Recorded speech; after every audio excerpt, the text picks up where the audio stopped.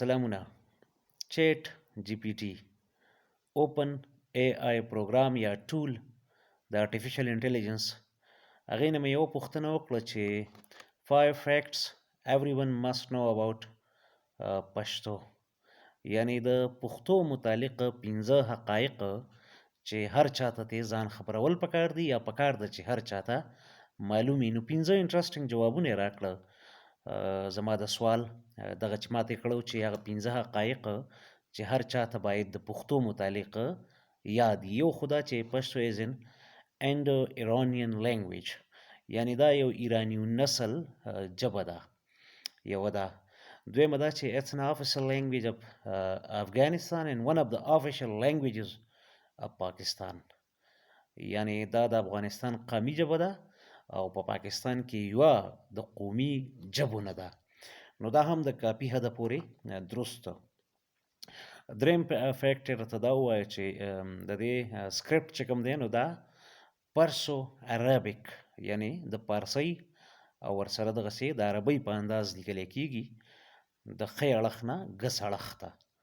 او سکرپټ یا دغه الفا چې کوم دي الفابیټس چې کوم دي نو دا عربۍ او پارسۍ ته نږدې دي یا همهغسې دي څنګه چې د عربۍ یا د پارسۍ دي. دغه دریم حقیقت و.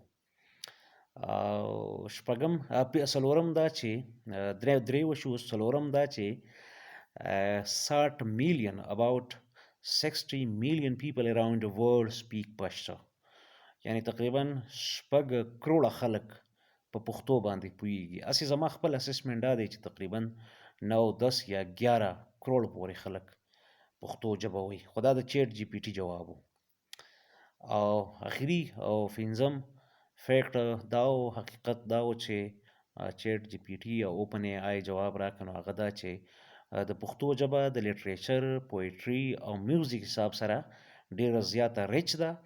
او رحمان بابا، خوشحال بابا او غنی خان بابا دا درې د پښتو نون شاعران دي. دا د چیټ جی پی ټي کوم چې یو نوی ارتفیشل انټيليجنس ټول دی او جوابونه ورکوي او ډیر ارګنایزډ جوابونه ورکوي. که څه چې په دې کې ځینې یعنی حقایق چې کوم دي نو هغه ویریفایبل پکار ده چې د بل ذریعې نه ویریفای شي، نه چې ګنې ایگزیکټ وي خو ارګنایز کوي ډېر په ښه طریقې سره.